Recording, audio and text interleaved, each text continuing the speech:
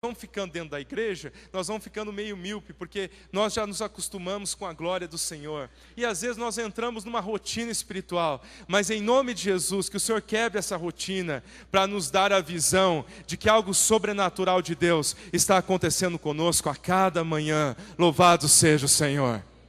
Às vezes nos acostumamos, não é verdade? Nos acostumamos com a glória, nos acostumamos com o louvor, nos acostumamos com a presença de Deus. E você chega no culto e diz: eu já senti a glória de Deus, eu já senti a unção de Deus na minha vida, pastor. Pastor, eu já senti a manifestação de Deus na minha vida, eu já fiquei arrepiado várias vezes com a glória de Deus.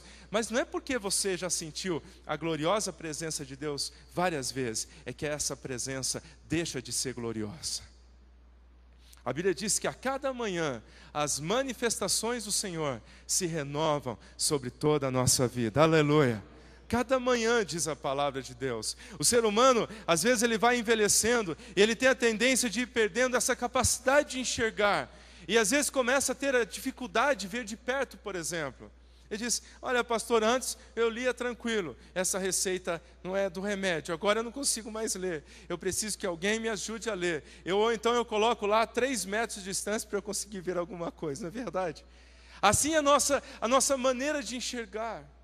Aquele menino estava míope, aquele menino estava com cataratas espirituais. Na nossa vida espiritual, muitas vezes isso acontece, não é? O cristão vai perdendo essa capacidade de ver o que Deus está fazendo.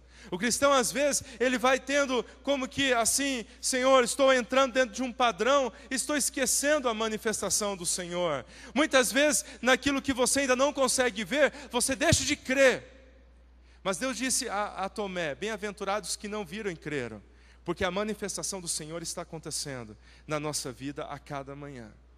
Diz a palavra de Deus isso. Aquele jovem levantou de manhã e disse: caramba, olha quanta gente contra nós. Aí o profeta levantou e disse: louvado seja Deus que tem mais gente ao nosso lado, que é o exército do Senhor. Isso é muito importante para nós, em cada face da nossa vida.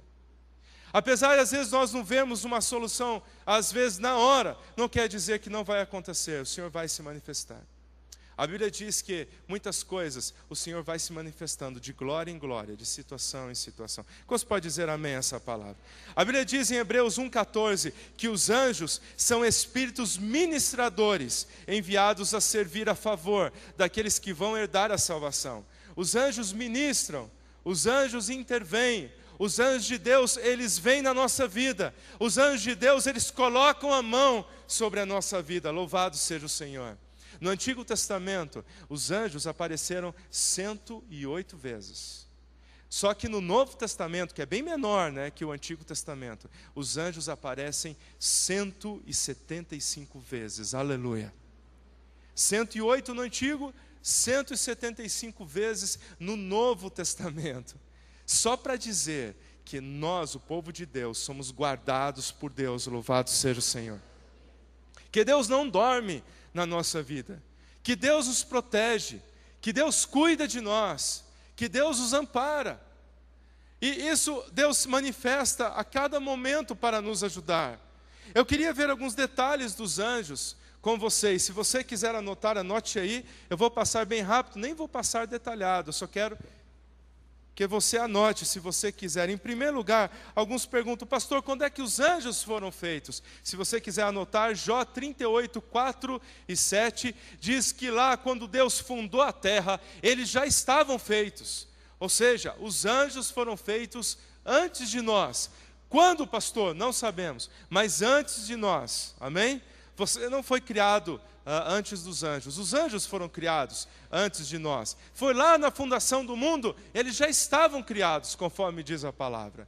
A segunda coisa importante que a gente vê é que os anjos não se casam e nem se dão em casamento. Ou seja, os anjos ficam no número que estão, mas nós multiplicamos, amém? Quantos já tiveram filhos aqui? Levante a mão.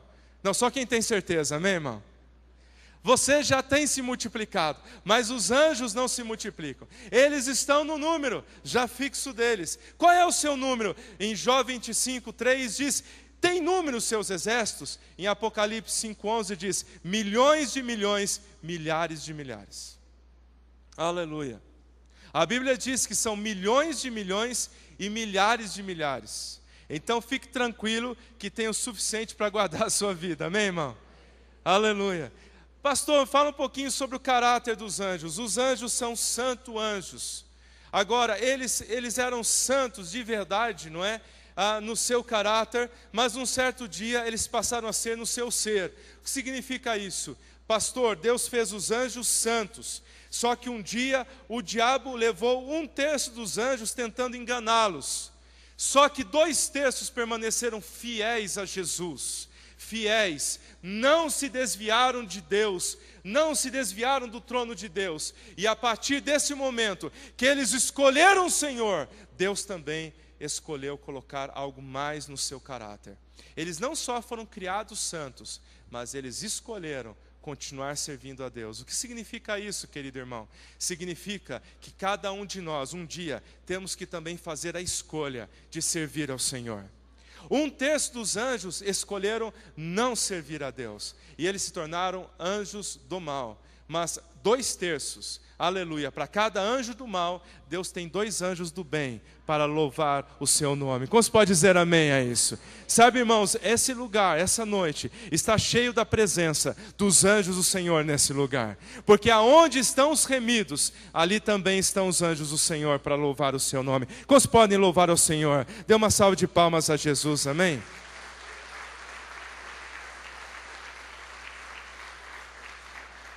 A Bíblia diz que esses anjos, eles glorificam a Deus. Enquanto nosso tecladista está chegando aqui, a Bíblia diz que eles glorificam ao Senhor dizendo: Santo, Santo, Santo é o Senhor.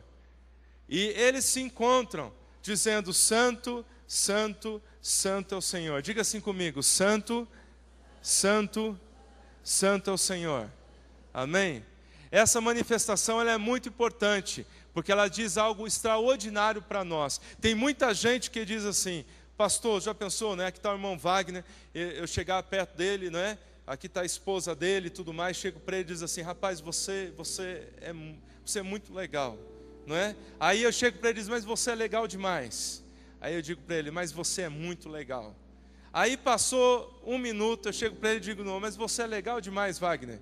Você é muito legal, mas você é legal mesmo. Passa mais 1 minuto, eu chego para ele e digo: mas você é legal, hein, Wagner? Mas você é muito legal. A esposa dele vai dizer: pastor, acho melhor você ir para casa, já deu. Quantos sabem disso, amém? Se você tem um elogio toda hora perto de você, parece que perde o efeito, não é? A Bíblia diz que já faz uma eternidade que os anjos de Deus estão dizendo: Santo, Santo, Santo. Aí de repente passa mais um pouquinho, eles dizem: Santo, Santo, Santo. Aí passa mais um pouquinho, eles dizem: Santo, Santo, Santo. Aí passa mais um pouquinho, eles estão dizendo: Santo, Santo, Santo. Você diz: mas Deus, o senhor já não enjoou de saber disso? Aí eu tenho a seguinte figura para mim: o nosso Deus é um Deus de comunhão. Como você pode dizer amém? Não, como você tem certeza que Deus é Deus de comunhão? E ele senta com os seus anjos e ele começa a compartilhar da amizade, da sabedoria.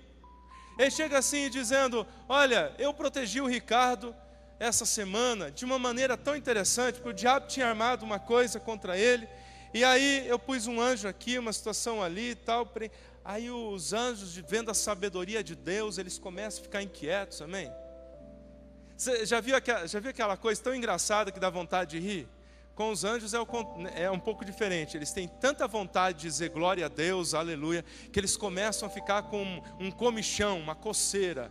E eles não conseguem ficar parados quando eles veem que Deus protegeu o Ricardo e solucionou, colocou anjos ao redor dele, aleluia, e viu a sabedoria de Deus, que o diabo veio com 15 demônios e Deus só colocou 3 e já deu conta, aleluia. Depois colocou os outros anjos para festejar, e outros estavam glorificando a Deus, e eles começam a ficar com comichão, e eles não sabem o que fazer. O pé do anjo começa a tremer, amém? A boca dele começa a tremer. Ele diz: eu não vou aguentar, eu vou dizer de novo: tu és santo, santo e santo é o Senhor, aleluia. E cada vez que eles veem a manifestação de Deus, eles continuam gritando que tu és tremendo, tu és santo, tu és santo. Então na verdade aquilo é um amor deles por Deus. eles não aguentam sem dizer: como tu és tremendo, Deus, como tu és lindo, Deus, como nós te adoramos. Não foi esperto quem ficou com o diabo, esperto fomos nós que estamos aqui glorificando ao Deus amoroso, ao Deus todo-poderoso. Como você pode dizer amém a essa palavra? Eles não são robôs, eles adoram a Jesus. Mas o interessante é que eles se sujeitam a Jesus Cristo. A Bíblia diz que, Efésios 1:20, que manifestou em Cristo, ressuscitando dos mortos, pondo à direita nos céus, acima de todo principado, poder, majestade, domínio e de todo nome que se nomeia, não só nesse século, mas também no vindouro. O que diz a palavra de Deus? Diz que Jesus está acima dos anjos, Jesus está acima de todo nome, ao nome de Jesus se dobre todo o joelho. Como se pode dizer amém a essa palavra? Pastor, o que mais sabemos sobre os anjos? Eles são jovens. Aleluia.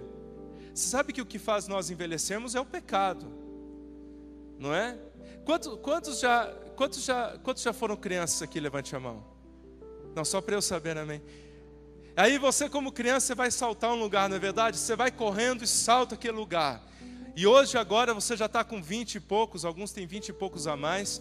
E aí você chega para saltar o lugar, você pensa duas vezes, diz: antes eu saltava, agora eu vou pensar, amém.